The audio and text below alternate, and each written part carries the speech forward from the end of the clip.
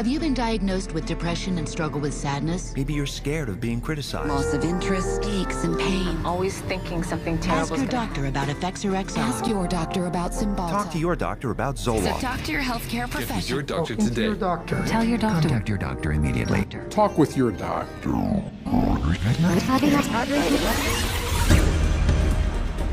40多年前，各地精神科的龙头齐聚于波多黎各，一同策划他们未来的发展方针。We see a developing potential for nearly a total control of human emotional status, mental functioning, and will to act. 他们计划在西元2000年发展出各种精神科药物，以控制人类各方面的行为。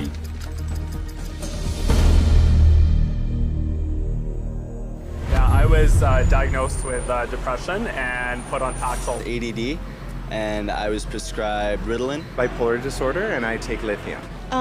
Depression, Effexor, Lexapro. PTSD, Zoloft. I was on Paxil. When they placed me on Zoloft. They gave me Adderall. I was prescribed Siptamil. Tegretol. Lexapro. Risperdal. Stelazine. Adderall. Concerta. Orazine. Vyvanse. Lorazepam. Effexor. Clonazepam. Ritalin. Dexamphetamine. Paxil. Cylert. Prozac. Adderall. Elavil. Depakote, Wellbutrin, Seroquel, etc., etc. 现在全世界有1亿人口正在服用精神科药物，怎么会这样呢？因为精神科医师让人们相信他们有病。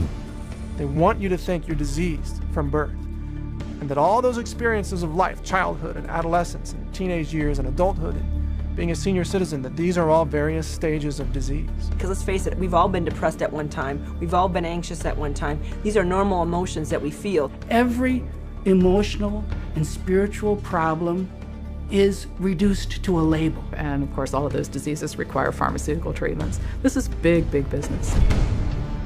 精神科医师赚进丰厚的收入，声称自己是医疗专家，却毫不讳言，他们的专业并没有任何科学根据。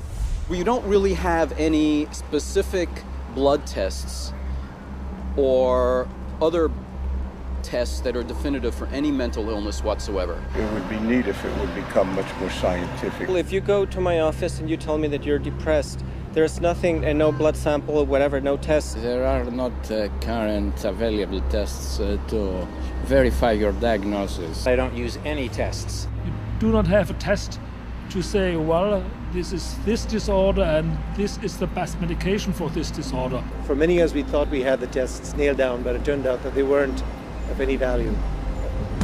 If you don't know what's causing the symptoms, then to give somebody something to alleviate the symptoms is close to impossible. By the time a drug's approved and it hits the general population, we don't know even 50% of the side effects that are involved with that drug. And these pills cause heart attacks and liver problems and immune system problems and lots of other medical problems. So you're playing with fire. 每一天，精神科药物都产生严重不良反应。精神科医师和药商非常清楚他们所开药物有哪些危险，而毫无戒备的病人却必须承担这些后果。Everything became worse. Each mood swing was worse. He would have chronic headaches, chronic, nausea, not feeling good. She was very agitated. Very, very jumpy. She was having horrible hallucinations. Her personality was disintegrating. Once he started on that drug, the cloud just stayed over him and stayed over him and stayed over him. It got darker and darker. He thought there wasn't anything worth living to kill himself. That was not Matthew. That was the drugs. At least I would like to have said, I love you. I didn't get a chance to do that. 除了每天摧残着许多人之外，每个月估计有3000人被精神科药物害死。要不是精神科医师与药商一起联手，把这些药物推销给全世界的医师的话，就不会有那么多人被蹂躏了。今天有70%的精神科药物是透过一般内科医师开给病人，这是怎么办到的？就是市场行销。It's about creating a good story that uses science that convinces a physician to think about writing a prescription. This is not science. This is incredibly effective marketing. It has nothing to do with science. They use what I call statistical contortionism.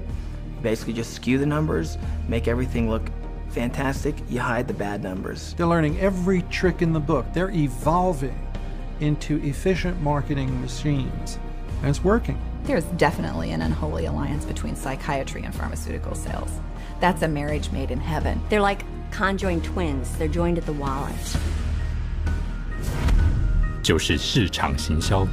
精神科的诊断手册充斥着374种精神疾病，而且不断有新的病名加入。他们的生意正蓬勃发展。